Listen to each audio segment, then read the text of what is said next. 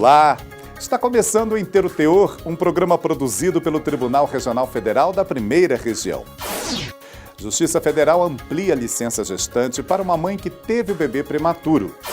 E se a Justiça se tornou um caminho para resolver os problemas na saúde pública, por que não tentar a conciliação?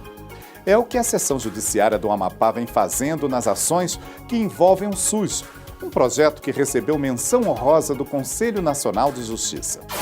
Sobre esse assunto, você confere uma entrevista com a juíza Lívia Cristina Marques Pérez, diretora do Foro da Seção Judiciária do Amapá. Esses e outros assuntos você acompanha a partir de agora aqui no Inteiro Teor.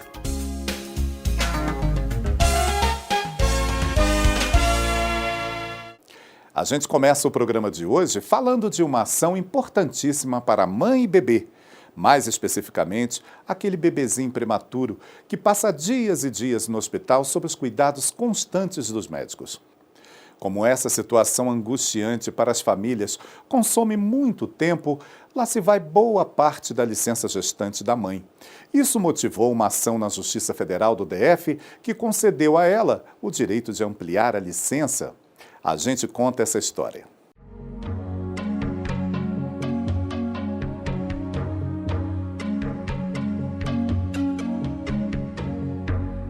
Eu tive pré-eclâmpsia na gestação, né? Então, as taxas deram alteradas e ela acabou tendo que vir antes do tempo, antes do planejado, né? Então, você ser mãe de um bebê prematuro, você ser pega pela surpresa, né? Pelo despreparo. Depois do susto da chegada inesperada da pequena Isabela, que nasceu com apenas 1,5 kg e precisou ficar quase um mês na UTI, hoje a mamãe aproveita cada minuto com a filha e atribui o bom desenvolvimento de Isabela ao seu acompanhamento constante. Hoje ela tem 9 meses, né? E é uma bebê que, apesar de tudo que já passou, é um bebê saudável. O contato da mãe é fundamental. O especialista garante que Camila está certa. Os cuidados da mãe são essenciais para a recuperação do bebê prematuro, mesmo depois que a criança sai da unidade de terapia intensiva.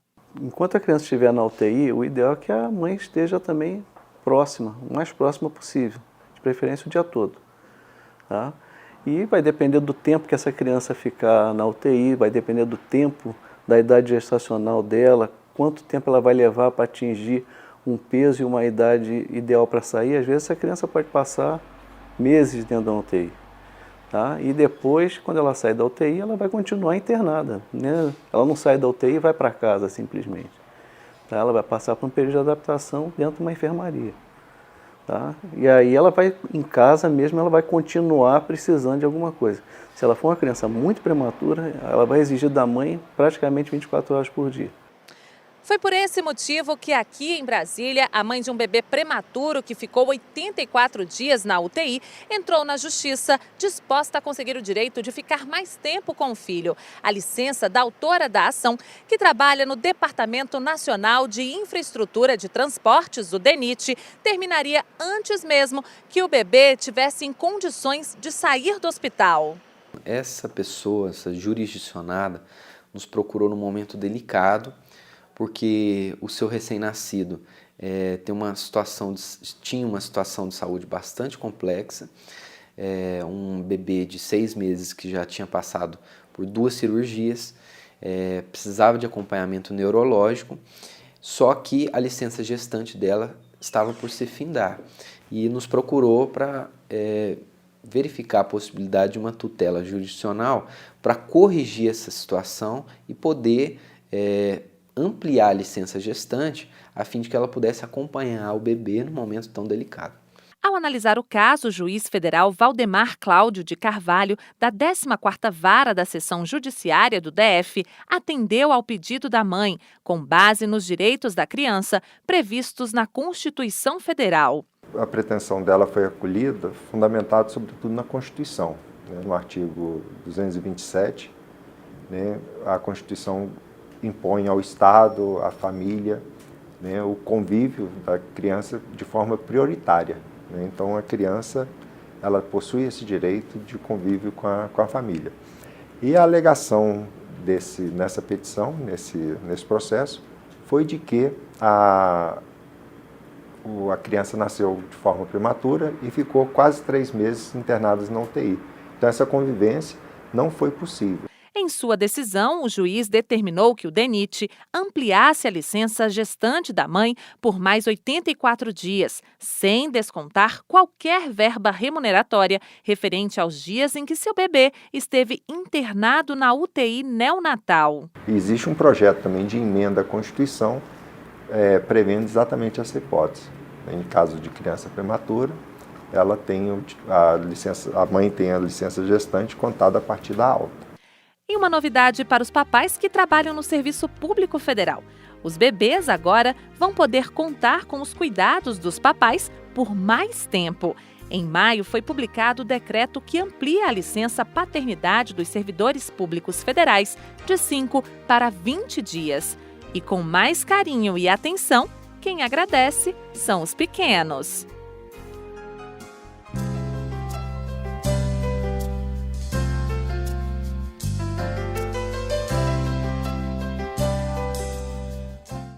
Essa reportagem, como você viu, é mais um caso de judicialização de tema envolvendo a saúde. Um assunto que a gente vai abordar ainda nessa edição do Inteiro Teor, com a juíza Lívia Cristina Marques Pérez. E a seguir, o tema é concurso público. Nomeados têm preferência na escolha da cidade onde vão trabalhar.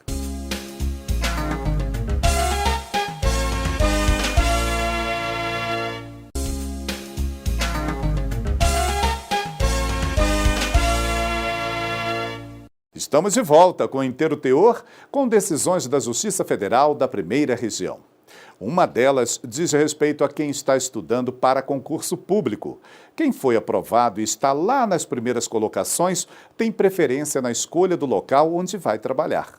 O TRF1 analisou o caso de um agente da Polícia Federal que foi aprovado num dos últimos concursos da corporação, destinado a prover 1.208 vagas em todo o país. Para realizar o curso de formação, a PF dividiu os classificados em várias turmas, e isso acabou influenciando na escolha do local de lotação. O tribunal entendeu que os candidatos mais bem classificados, participantes das primeiras turmas, não tiveram a oportunidade de escolher por locais de trabalho que foram oferecidos somente aos participantes das últimas turmas. Para muitos candidatos, esses locais eram melhores. Segundo o relator, desembargador federal Newton Guedes, o procedimento adotado pela Polícia Federal afrontou o princípio da razoabilidade e o próprio edital do concurso, já que os candidatos prejudicados concorreram à totalidade das vagas e obtiveram as melhores notas, podendo escolher entre todos os locais de lotação e não simplesmente uma parte deles. Para dar ganho de causa a agente, que na verdade já havia obtido vitória na primeira instância, mas precisou reafirmar seus argumentos aqui no TRF1 porque a União recorreu, o tribunal levou em consideração a jurisprudência da Justiça Federal. Existem várias decisões que reconhecem o direito de preferência de lotação aos candidatos mais bem classificados. De acordo com o TRF da Primeira Região, ainda que a administração pública possa nomear e remover servidores a seu critério, a ordem de classificação não pode ser desconsiderada na hora de o candidato escolher aonde vai trabalhar. Quando isto não é respeitado, a legalidade do concurso é questionada. E a 5ª turma do Tribunal Regional Federal da Primeira Região decidiu que a administração pública não pode reter o pagamento de um serviço contratado se ele foi prestado regularmente, ainda que com atraso. O caso começou quando os Correios contrataram equipamentos de uma empresa. Como houve atraso na entrega dessa compra, os Correios retiveram R$56 mil, alegando descumprimento do contrato. Mas, em primeira instância, a Justiça Federal do DF condenou os Correios a fazerem o pagamento. Na segunda instância, a 5ª turma do Tribunal Regional Federal da Primeira Região manteve a sentença e não aceitou os argumentos apresentados pelos Correios, por considerar que o fato de reter o pagamento de serviços regularmente prestados apenas por atraso caracteriza enriquecimento ilícito da administração pública. Um projeto chamado de Judicialização da Saúde, por meio da conciliação da Seção Judiciária do Amapá, recebeu em Brasília uma menção honrosa do Conselho Nacional de Justiça. Foi durante a 6ª edição do Prêmio Conciliar é Legal. Esse prêmio é para iniciativas que encaminham a mediação e conciliação, causas que impactam diretamente uma grande parte da população. Em sua 6ª edição, o Prêmio Conciliar é Legal, promovido pelo Conselho Nacional de Justiça, premiou as melhores ações de modernização no Poder Judiciário, que estão contribuindo para a aproximação das partes envolvidas em processos judiciais. Estamos aqui mais uma vez, 6ª edição do Prêmio Conciliar Legal, que busca exatamente consagrar aqueles que têm investido nessa política pública, que têm buscado aprimorar e incentivar a adoção de métodos autocompositivos no Poder Judiciário. Das 45 práticas inscritas no prêmio, 8 experiências foram vencedoras e 7 receberam menções honrosas por suas contribuições. Entre elas, o projeto denominado Desjudicialização da Saúde por meio da conciliação, que é fruto de uma parceria entre a Seção Judiciária do Amapá, o Ministério Público Federal e a Defensoria Pública da União.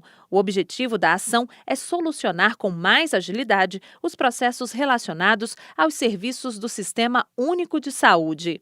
É um projeto que está dando frutos nesse sentido, porque diálogo em primeiro lugar, então todos os interessados, eles estão sempre presentes numa mesa de negociação para discutir, pensar em soluções, as soluções são construídas e sempre tendo em mente também a isonomia. O resultado que nós conseguimos na prática foi uma redução de mais de 80% das demandas judicializadas. Um exemplo bem feliz que eu poderia citar aqui é o caso de que todos os bebês que nasciam no Amapá com cardiopatia congênita morriam, era 100% de óbito. E após a instalação desse procedimento facilitado com a utilização do WhatsApp, de e-mail, da aproximação das pessoas, a gente conseguiu operar o primeiro bebê com a participação dos médicos, da gestão e principalmente com a desburocratização do sistema judiciário. Nós conseguimos salvar a primeira vida de um bebê e totalmente sem um procedimento formal.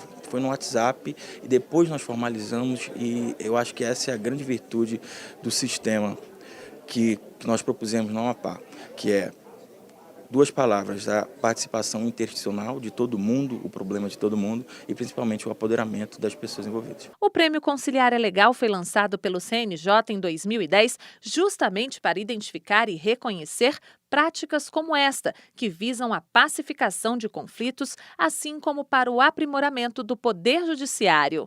A seguir, a juíza Lívia Cristina Marques Pérez nos dá detalhes desse projeto. É daqui a pouco, aqui no Inteiro Teor.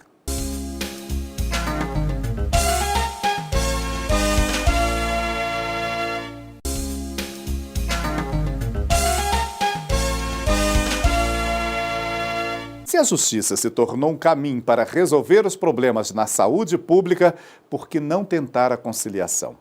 É o que a Seção Judiciária do Amapá vem fazendo nas ações que envolvem o SUS, um projeto que recebeu menção honrosa do Conselho Nacional de Justiça. Sobre esse assunto, você confere uma entrevista com a juíza Lívia Cristina Marques Pérez, diretora do Foro da Seção Judiciária do Amapá. A desjudicialização da saúde por meio da conciliação é um projeto da Justiça Federal do Amapá, em parceria com a Defensoria Pública da União e o Ministério Público Federal, que recebeu menção honrosa do Conselho Nacional de Justiça através do Prêmio Conciliar é Legal. A juíza federal Lívia Cristina Marques Pérez está aqui para conversar conosco um pouco sobre este assunto. Muito obrigado pela presença. Eu agradeço. Em que consiste o projeto Desjudicialização da Saúde por meio da conciliação? Quais são as principais características? Esse projeto é no sentido de se viabilizar, de se instituir o diálogo tanto entre as instituições, o Centro Judiciário de Conciliação, que é a Justiça Federal atuando, a Defensoria Pública da União, o Ministério Público Federal, além do corpo médico, de acordo com a especialidade que estiver ali em discussão, os órgãos estaduais, municipais e federais no âmbito da saúde. Então, é uma discussão ampla para se construir soluções, uma solução que vai ser construída de forma coletiva para se tentar resolver não de forma superficial e não de forma individual, mas tentar, às vezes, a partir de uma demanda individual, se partir para uma discussão meta-individual do coletivo para alcançar o número maior de cidadãos que estão naquela mesma situação e, com isso, resguardar o princípio isonômico. Não impede, se não for o caso de conciliar, a parte ingressar com uma ação. Não, sem dúvida. A realidade do Amapá, da Justiça Federal, nós não temos ações patrocinadas por advogados. Em regra, acho que 99% das ações são patrocinadas pela Defensoria Pública da União e Ministério Público Federal, nesta área da saúde. Então, a partir do momento em que essas instituições elas buscam a solução efetiva e vamos ouvir tanto o Estado de forma lata, sim, como vamos ouvir também a necessidade do indivíduo que está ali, que ele precisa daquele atendimento, ele precisa de uma cirurgia, ele precisa de uma consulta, porque não, que acontece isso lá, que problema de exames. Então, a gente ouve todos os lados e, claro, esses entes, essas instituições, elas têm a possibilidade de ingressar com ação. Se for infrutífera a conciliação, ela vai entrar com uma ação, ou mesmo, antes disso, ela já vislumbrando que não vai ser possível a conciliação, ela já ingressa com ação judicial. No Amapá, essa situação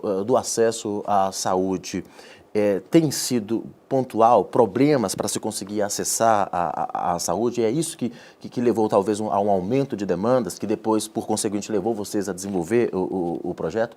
Há muita ausência do Estado a justificar esse tipo de iniciativa? Sem dúvida.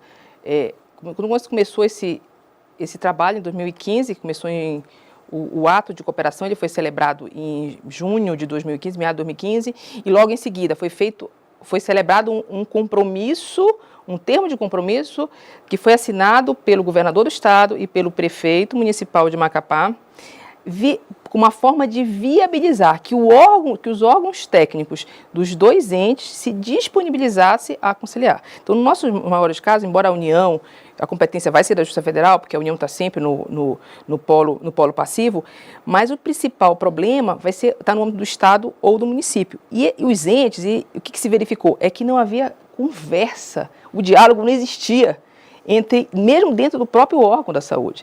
Havia um descompasso de informações, e a gente detecta isso em algumas situações, descompasso de informações entre o centro cirúrgico, o médico, a Secretaria de Saúde. O que só tornava a situação mais grave. Mais grave, exatamente. E aí, com a judicialização, o que se detectou é que a judicialização em si, o só fato de judicializar, não estava resolvendo o problema. As mortes estavam ocorrendo, e não tinha um retorno para a população. A conciliação está propiciando isso, sendo porque se começa a discutir, são questões que vieram à tona, são situações pontuais, e nós temos demandas meta-individuais temáticas por ponto, assim, é a fisioterapia nas UTIs, que hoje está sob a nossa discussão agora, sim, é nefrologia, é a cardiologia pediátrica. Então, são pontos que a gente começa a discutir e ouvindo o corpo técnico, ouvindo os médicos. Não existem respostas prontas, elas são construídas são todas, a partir dos casos que vão chegando, os mais diversos. Os mais diversos, vão sendo as soluções vão sendo construídas, porque aí que vem a desjudicialização por meio da conciliação, porque é para fomentar o diálogo. O ideal, e a gente vai estar fazendo todo esse aparato, é para depois o judiciário saia. Ele não precisa, ele está apenas fomentando, mas não é para ele ficar nessa atividade permanente. Exatamente, porque o ideal é justamente não judicializar a saúde, né? Desjudicializar a saúde é uma questão do Estado, cidadão. Quando existe a judicialização, há, portanto, por meio de alguns estados, exemplo do Amapá, a tentativa de desjudicializar, primeiro incentivando a conversa, né? Incentivando o diálogo. Agora, naquilo que não é possível e a questão chega a ser judicializada, ali também o projeto de desjudicialização pode atuar? Algumas ações são resolvidas por meio de conciliação? Sim, inclusive com o novo CPC agora, se tem aquela fase inicial da audiência de conciliação, sendo remetidos autos para o Centro Judiciário de Conciliação, é óbvio que vai ser instituída, audiências ocorrerão e o diálogo vai ser estabelecido. Nós temos outras situações, doutora Lívia, no país. A própria Justiça Federal tem incentivado a conciliação, mas no caso da senhora, o exemplo bem prático recebeu esse reconhecimento agora recentemente do Conselho Nacional de Justiça através do Prêmio Conciliar é Legal. Inclusive, nós estamos assistindo aí a algumas imagens que mostram justamente essa premiação, uma menção honrosa concedida à equipe do projeto, representada pela doutora Lívia Cristina Marques Pérez e pelos demais envolvidos, os procuradores do Ministério Público Federal, representantes da Defensoria Pública da União. Você está acompanhando essas imagens aí agora na tela. Esse exemplo que a gente está mostrando para o telespectador pode ser reforçado nos demais estados e até mesmo nas demais regiões para a gente minimizar esse problema, porque nós estamos verificando hoje situações de decisões judiciais concedendo remédios, concedendo tratamentos. Muitas dessas decisões depois são derrubadas pelos tribunais a colher argumentos da União no sentido de que a fila foi furada, de que o tratamento é muito caro. O ideal é que a Justiça não precise trabalhar com essa questão, não é, doutor? Há esse problema todo da judicialização, mas o ideal, país afora, é que se o Estado, seja nos âmbitos federal, estadual ou municipal, e a parte encontre ali uma forma de resolver sem precisar judicializar. Sim, esse trabalho esses fóruns de discussão da saúde não é uma coisa nova. Tem algumas sessões judiciárias que já foi instituído, tem em alguns tribunais de justiça estaduais que também já tem comissões constituídas a respeito. Então, o trabalho que está sendo realizado na sessão judiciária é mais um trabalho, não tenho conhecimento, efetivamente, de como é que nos demais unidades do Poder Judiciário. É mais um exemplo. Agora, diante da nossa realidade local, que a gente está incrustado na Amazônia, é um estado pequeno, nós não temos a nossa estrutura de saúde, nosso sistema de saúde, ele está desmantelado. Então, o que acontece com o estado do Amapá? Ele precisa recorrer, ainda precisa recorrer aos grandes centros para remoção de pacientes, para fazer um diagnóstico, às vezes um diagnóstico simples de um exame que não tem ali. E as distâncias são realmente longas. Isso significa um custo. Então, quando a gente começa essa instituição de diálogo, é para a gente buscar soluções internas, construir, é uma cirurgia pediátrica dentro da cardiologia que não era realizada lá e que hoje o plano operativo de um hospital particular, mediante o plano operativo com o SUS, hoje ele já está em vias de ser assinado, se não foi por esses dias, para possibilitar que seja feito lá. Ou seja, isso significa economia de recursos, porque não vai haver aquela criança, não vai precisar de UTI aérea, se ela tiver em algum quadro que assim necessite, ela não vai precisar de o pagamento de um auxílio financeiro para estar naquela região, naquele local que vai receber. Então, isso significa, é um grande passo. Esse recurso ele pode ser revestido na estruturação do próprio sistema de saúde local. Agora, doutora, a senhora como magistrada, talvez possa nos dar uma impressão melhor de como é decidir diante dessa situação. De um lado, a parte precisando ali do tratamento com urgência, de outro lado, o direito dos outros, que talvez também aguardam por tratamento igual ou semelhante. É sempre, até mesmo na própria conciliação, é sempre muito delicado trabalhar com este assunto, né? Exige muita delicadeza ali das partes envolvidas. Pois é extremamente delicado. Assim, eu acho que é um assunto muito sensível que a gente precisa, por isso que eu me sinto à vontade quando se designa uma audiência, se realiza a audiência, que está ouvindo aquele que precisa do procedimento de saúde específico, está ouvindo a realidade da Secretaria de Saúde, ouvindo a realidade do hospital que poderia receber e não fez e não consegue fazer por N motivos, e para se chegar numa solução que, no determinado momento, que a gente vai resolver aquela demanda individual. Mas, a partir dali, a gente já vai desencadear uma discussão maior, que é como é que a gente vai resolver o problema de todos os demais que estão na mesma situação, que é fundamental. Por quê? Porque aí eu vou conseguir resguardar a isonomia. O grande problema da judicialização da saúde, quando eu foco na demanda individual, é porque eu vou atender aquele indivíduo sem enxergar o todo. O princípio da isonomia, nesse caso... O princípio da isonomia, ele vai... mitigado, né? Dentro da Constituição, a Constituição que ela prevê é que a política pública de saúde, ela seja isonômica. Então, é uma tarefa extremamente complexa e árdua do magistrado. A conciliação, eu imagino, ela tira um pouco do peso disso, não é? Sim, porque a gente vai ali, quando se coloca numa audiência, que o indivíduo X precisa de um exame que só está sendo realizado hoje na rede particular, porque o Estado ele não tem um aparelho, aí não comprou um aparelho específico para realizar aquele exame, e aquele exame não está, e aquele hospital, aquela clínica, ele não está credenciado ao SUS. Então vamos pensar, não é só ele, quantos mais se tem, o que ele vai fazer? Então tem que comprar urgentemente aquele aparelho. Por quê? Porque é um aparelho que vai atender quantos pacientes? E não mais só um. Doutora Olivia, certamente é um tema para se debater mais, há muitos assuntos dentro deste tema central que poderiam ser discutidos, mas nosso tempo está esgotado, de forma que a gente lhe agradece imensamente pela participação, é claro, parabenizando a Justiça Federal e os demais órgãos envolvidos, a Defensoria Pública da União e também o Ministério Público Federal por essa iniciativa reconhecida pelo Conselho Nacional de Justiça. Os nossos agradecimentos. Eu agradeço a participação. Voltamos com você, Carlos Rodrigues. Você acompanhou o Inteiro Teor, uma produção do Núcleo de Rádio e TV do Tribunal Regional Federal da Primeira Região. Nosso programa está online no portal www.trf1.jus.br e também no nosso canal no YouTube. A gente fica por aqui. Até o nosso próximo encontro. Tchau!